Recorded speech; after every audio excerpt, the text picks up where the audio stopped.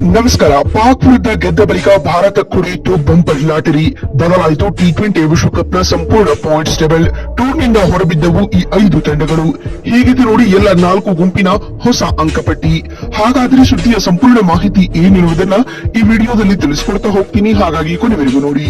ಆದ್ರೆ ಅದಕ್ಕಿಂತಲೂ ಮುನ್ನ ನೀವು ಕೂಡ ಟೀಮ್ ಇಂಡಿಯಾದ ಅಭಿಮಾನಿಗಳಾಗಿದ್ದರೆ ಈ ಕೂಡಲೇ ಈ ವಿಡಿಯೋಗೊಂದು ಲೈಕ್ ಮಾಡಿ ಮತ್ತು ನಮ್ಮ ಚಾನೆಲ್ಗೊಂದು ಸಬ್ಸ್ಕ್ರೈಬ್ ಮಾಡಿ.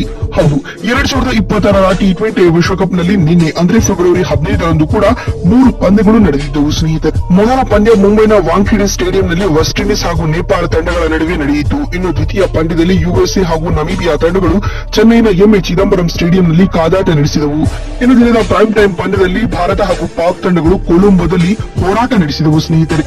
ಹಾಗೂ ಮೊದಲ ಪಂದ್ಯದಲ್ಲಿ ನೇಪಾಳ ವಿರುದ್ಧ ವೆಸ್ಟ್ ಇಂಡೀಸ್ ತಂಡ 9 ವಿಕೆಟ್ಗಳ ಭರ್ಜರಿ ಗೆಲುವು ದಾಖಲಿಸುವ ಮೂಲಕ ಟೂರ್ನಿಯಲ್ಲಿ ಮೊದಲ ತಂಡವಾಗಿ ಸೂಪರ್ 8ರ ಸುತ್ತಿಗೆ ಕ್ವಾಲಿಫೈ ಆಗಿತ್ತು. ಇನ್ನು ದ್ವಿತೀಯ ಪಂದ್ಯದಲ್ಲಿ ನಮೀಬಿಯಾ ವಿರುದ್ಧ ಯುಎಸ್ಎ ತಂಡ 31 ರನ್ಗಳ ಭರ್ಜರಿ ಗೆಲುವು ದಾಖಲಿಸಿತು. ಇನ್ನು ದಿನದ ಪ್ರೈಮ್ ಟೈಮ್ ಪಂದ್ಯದಲ್ಲಿ ಪಾಕ್ ವಿರುದ್ಧ ಟೀಂ ಇಂಡಿಯಾ 61 ರನ್ಗಳ ಏಕಪಕ್ಷೀಯ ಗೆಲುವು ದಾಖಲಿಸುವ ಮೂಲಕ ಎ ಗುಂಪಿನಿಂದ ಸೂಪರ್ 8ರ ಸುತ್ತಿಗೆ ಕ್ವಾಲಿಫೈ ಆದ ಮೊದಲ ತಂಡ ಎನಿಸಿಕೊಳ್ತು ಸ್ನೇಹಿತರೆ. ಟೀಂ ಇಂಡಿಯಾ ಈ ಲೀಗ್ ನಲ್ಲಿ ಆಡಿದ ಮೊದಲ 3 ಪಂದ್ಯಗಳಲ್ಲಿ 3ರಲ್ಲಿಯೂ ಭರ್ಜರಿ ಗೆಲುವು ದಾಖಲಿಸುವ ಮೂಲಕ ಸೂಪರ್ 8ರ ಸುತ್ತಿಗೆ ಕ್ವಾಲಿಫೈ ಆಗಿದೆ. ಅತ್ತ ಪಾಕ್ ತಂಡದ ಸೂಪರ್ 8ರ ಹಾದಿ ಅತಂತ್ರಗೊಂಡಿದೆ.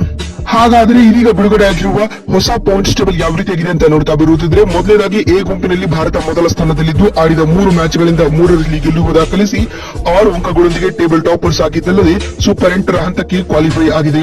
ಇನ್ನು ದ್ವಿತೀಯ ಸ್ಥಾನದಲ್ಲಿ ಯುಎಸ್ಎ ತಂಡವಿದ್ದು ಯುಎಸ್ಎ ಆಡಿದ 4 ಪಂದ್ಯಗಳಿಂದ 2 ಗೆಲುವು 2 ಸೋಲುಕೊಂಡು 4 ಅಂಕಗಳೊಂದಿಗೆ 2ನೇ ಸ್ಥಾನದಲ್ಲಿದ್ದರೆ, 3ನೇ ಸ್ಥಾನದಲ್ಲಿ ಪಾಕ್ ತಂಡವಿದ್ದು ಪಾಕ್ ಆಡಿದ 3 ಪಂದ್ಯಗಳಿಂದ 2 ಗೆಲುವು ಪಡೆದುಕೊಂಡು 4 ಅಂಕಗಳೊಂದಿಗೆ ತೃತೀಯ ಸ್ಥಾನದಲ್ಲಿದೆ. ನೆದರ್ಲೆಂಡ್ ಹಾಗೂ ನಮೀಬಿಯಾ ತಂಡಗಳು 4ನೇ ಮತ್ತು 5ನೇ ಸ್ಥಾನದಲ್ಲಿದ್ದು ಈ ತಂಡಗಳು ಆಲ್ಮೋಸ್ಟ್ ಆಲ್ ಟೂರ್ನಿಂದ ಹೊರಬಿದ್ದಂತಾಗಿವೆ. ಮತ್ತು ಬಿ ಗುಂಪಿನಲ್ಲಿ ಶ್ರೀಲಂಕಾ ಹಾಗೂ ಜಿಂಬಾಬ್ವೆ ತಂಡಗಳು ಮೊದಲ 2 ಸ್ಥಾನಗಳನ್ನು ಪಡೆದುಕೊಂಡಿದ್ದು ಈ 2 ತಂಡಗಳು ತಲಾ ಆಡಿದ 2 ಪಂದ್ಯಗಳಿಂದ 4 ಅಂಕಗಳನ್ನು ಪಡೆದುಕೊಂಡು ಲಂಕಾ ಮೊದಲ ಹಾಗೂ ಜಿಂಬಾಬ್ವೆ ದ್ವಿತೀಯ ಸ್ಥಾನವನ್ನು ಪಡೆದುಕೊಂಡಿದೆ. ಮತ್ತು 3ನೇ, 4ನೇ ಹಾಗೂ 5ನೇ ಸ್ಥಾನದಲ್ಲಿ ಕ್ರಮವಾಗಿ ಆಸ್ಟ್ರೇಲಿಯಾ, ಐರ್ಲೆಂಡ್ ಮತ್ತು ಒಮಾನ್ ತಂಡಗಳು ಕಾಣಿಸಿಕೊಳ್ತಾ ಇದ್ದು ಒಮಾನ್ ಹಾಗೂ ಐರ್ಲೆಂಡ್ ಭಾಗಶಃ ಟೂರ್ನಿಂದ ಹೊರಬಿದ್ದಿವೆ. ಹಾಗೂ ಸಿ ಗುಂಪಿನಲ್ಲಿ ಮೊದಲ ಸ್ಥಾನದಲ್ಲಿ ವಿಂಡೀಸ್ ತಂಡವಿದ್ದು ವಿಂಡೀಸ್ ಆಡಿದ 3 ಪಂದ್ಯಗಳಿಂದ 3ರಲ್ಲಿ ಗೆಲುವು ದಾಖಲಿಸಿ 6 ಅಂಕಗಳೊಂದಿಗೆ ಸೂಪರ್ 8ರ ಸುತ್ತಿಗೆ ಕ್ವಾಲಿಫೈ ಆಗಿದೆ. ಹಾಗೂ ದ್ವಿತೀಯ ಸ್ಥಾನದಲ್ಲಿ ಇಂಗ್ಲೆಂಡ್ ತಂಡವಿದ್ದು ಇಂಗ್ಲೆಂಡ್ ಆಡಿದ 3 ಪಂದ್ಯಗಳಿಂದ 2 ಗೆಲುವು ಪಡೆದುಕೊಂಡು 4 ಅಂಕಗಳೊಂದಿಗೆ 2ನೇ ಸ್ಥಾನದಲ್ಲಿದೆ.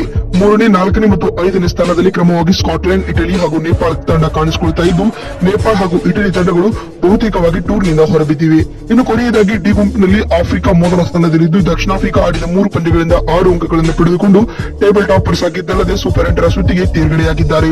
ದ್ವಿತೀಯ ಸ್ಥಾನದಲ್ಲಿ ನ್ಯೂಜಿಲೆಂಡ್ ಇದ್ದು ಕಿವೀಸ್ ಆಡಿದ 3 ಪಂದ್ಯಗಳಿಂದ 2 ಗೆಲುವು ಪಡೆದುಕೊಂಡು 4 ಅಂಕಗಳೊಂದಿಗೆ 2ನೇ ಸ್ಥಾನದಲ್ಲಿದೆ. ಇನ್ನು 3ನೇ, 4ನೇ ಹಾಗೂ 5ನೇ ಸ್ಥಾನದಲ್ಲಿ ಕ್ರಮವಾಗಿ ಯುಎಇ, ಅಫ್ಘಾನಿಸ್ತಾನ ಹಾಗೂ ಕೆನಡಾ ತಂಡಗಳು ಕಾಣಿಸಿಕೊಳ್ತಾ ಇದ್ದು ಕೆನಡಾ ಹಾಗೂ ಅಫ್ಘಾನ್ ತಂಡಗಳು ಬಹುತೇಕವಾಗಿ ಟೂರ್ನಿಂದ ಹೊರಬಿದ್ದಿವೆ.